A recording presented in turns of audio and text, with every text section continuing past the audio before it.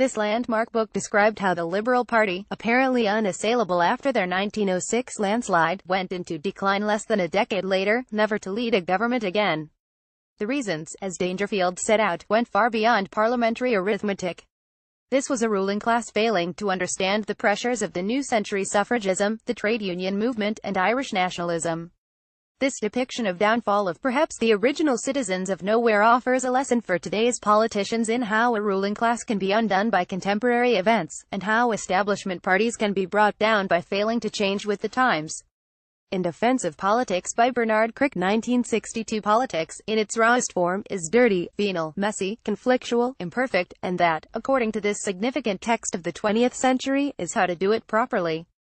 First published when he was just 33, and updated throughout the decades, it disrupted the paternalistic tendencies of both left and right by arguing that low politics is the cornerstone of democracy and essential to holding governments to account. The book is as relevant now as it was 55 years ago. Today, politicians, already held in low esteem after the expenses scandal, are abused and receive death threats on social media. But, without them, democracy would be surrendered to technocrats and vested interests. The State in Capitalist Society by Ralph Miliband, 1969. The Marxist academic had fallen so out of fashion by the turn of this century that his sons and their roles in market-friendly New Labour were more famous.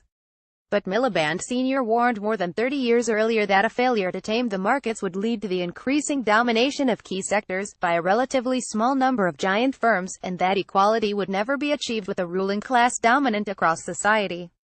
Reprinted in 2009 after the financial crash, the book's themes linger in politics today, to the extent that the Conservative 2017 manifesto pledged a price cap to curb market dominance of energy firms.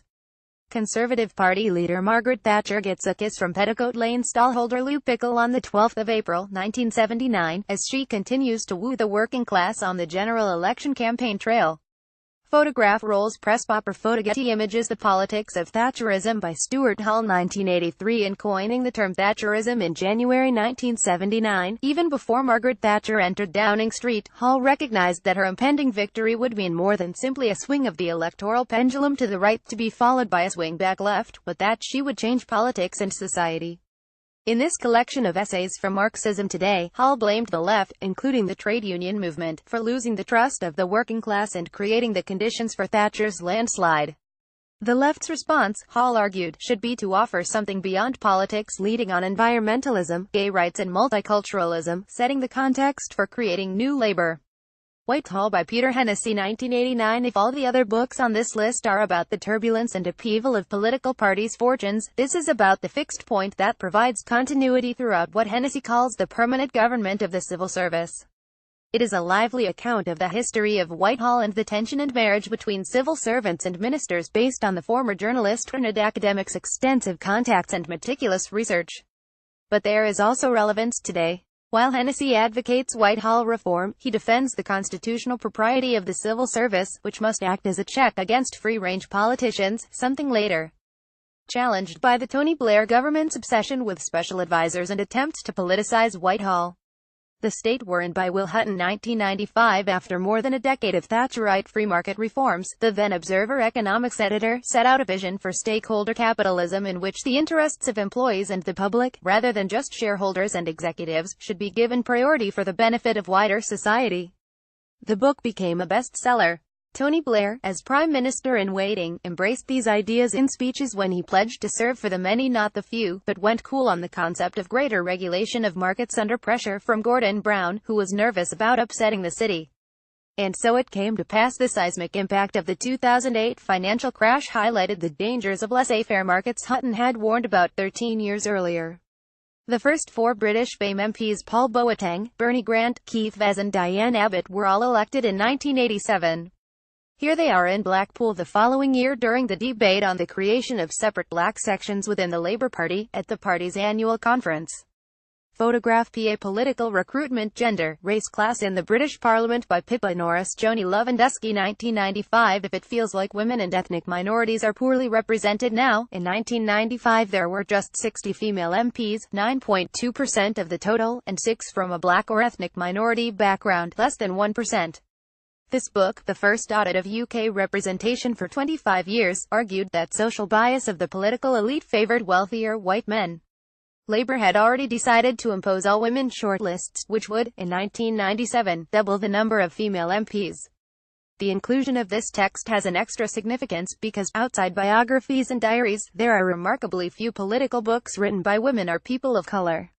Unjust Rewards Exposing Greed and Inequality in Britain Today by Polly Yoin B. David Walker 2008 Published months before the banking crisis, this exposed the because I'm worth it mentality of bankers and city lawyers, out of touch with the low-paid in society. In focus groups with high earners, Toynbee and Walker discovered these super-rich regarded themselves as merely middle class and thought the poverty line income was around £22,000 a year, when at the time it was £11,000. The bankers wanted less state regulation and more tax cuts. What was remarkable was this culture of self-entitlement was present after 10 years of a Labour government that had pledged to have child poverty by 2010. After the banking crisis, politicians finally began to wake up to bankers' pay. Prime Minister Tony Blair with Chancellor Gordon Brown in April 2001. Photograph Sean Dempsey PA The End of the Party by Andrew Ronsley 2010 The most authoritative and detailed account of the tempestuous relationship between Tony Blair and Gordon Brown, starting in 2001 and ending in the run-up to the 2010 election. The reader is shown the first-hand responses of Blair, Brown and their inner circles to major historical events, like 9/11, the Iraq War and the death of David Kelly.